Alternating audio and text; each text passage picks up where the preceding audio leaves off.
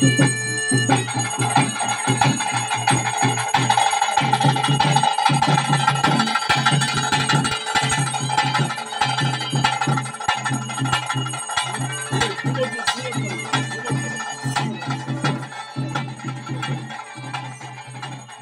ಕ್ಷೇತ್ರ ಕೊರಂಬಡ್ಕದಲ್ಲಿ ಶ್ರೀ ನಾಗಬ್ರಹ್ಮ ಆದಿಮೊಗೇರ್ಕಳ ದೈವಸ್ಥಾನ, ಶ್ರೀ ಗುಳಿಗದೈವ ಹಾಗೂ ಕೊರಗಜ್ಜ ದೈವಸ್ಥಾನದಲ್ಲಿ ಆಯೋಜಿಸಿದ್ದ ಶ್ರೀ ಕೊರಗಜ್ಜ ದೈವದ ನೇಮ ಮತ್ತು ಪರಿವಾರ ದೈವಗಳಿಗೆ ತಂಬಿಲ ಸೇವಾ ಕಾರ್ಯದಲ್ಲಿ ಭಾಗವಹಿಸಿ ಬಿವೈ ವಿಜಯೇಂದ್ರ ದೈವದ ಪ್ರಸಾದ ಸ್ವೀಕರಿಸಿ ಅಭಯ ನುಡಿ ಪಡೆದುಕೊಂಡರು.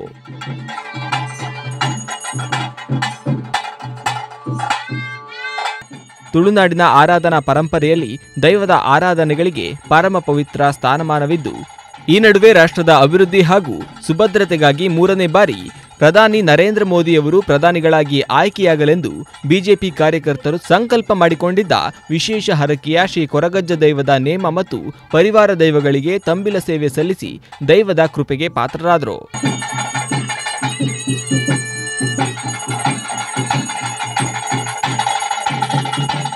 ಅಲ್ಲದೆ ಶ್ರೀ ದೈವದ ಪ್ರಸಾದವನ್ನ ಮಾನ್ಯ ಪ್ರಧಾನಿ ಶ್ರೀ ನರೇಂದ್ರ ಮೋದಿಯವರಿಗೆ ತಲುಪಿಸುವ ಸಲುವಾಗಿ ಸ್ವೀಕರಿಸಿದರು. ಮಾಡಿದಂತ ಪ್ರಸಾದ ಏನಿದೆ ಆ ಪ್ರಸಾದವನ್ನ ಇಲ್ಲಿಯ ಬೂತ್ ಸಮಿತಿಯ ಅವರು ನಿಶ್ಚಯವನ್ನ ಮಾಡಿದ್ದಾರೆ. ಈ ಒಂದು ಪ್ರಸಾದವನ್ನ ನಮ್ಮ ಲೋಕಸಭಾ ಸದಸ್ಯರಾಗಿರ್ತಕ್ಕಂಥ ಕ್ಯಾಪ್ಟನ್ ಬ್ರಿಜೇಶ್ ಚೌಟಾರವರ ಮೂಲಕ ಮಾನ್ಯ ಪ್ರಧಾನಮಂತ್ರಿಯವರಿಗೆ ತಲುಪಿಸಬೇಕು ಅನ್ನುವಂತ ಒಂದು ವಿನಂತಿಯನ್ನ ಮಾಡಿಕೊಂಡ ಪ್ರಕಾರ ಇವತ್ತು ಈ ಒಂದು ಸಾನ್ನಿಧ್ಯದಲ್ಲಿ ಆ ಅಜ್ಜ ತನ್ನ ಒಂದು ಆ ಕರಿಗಂಧ ಪ್ರಸಾದವನ್ನ ಮಾನ್ಯ ಲೋಕಸಭಾ ಸದಸ್ಯರಾಗಿರ್ತಾರೆ ಬ್ರಿಜೇಶ್ ಚೌಟ ಅವರಿಗೆ ಕೊಡಬೇಕು.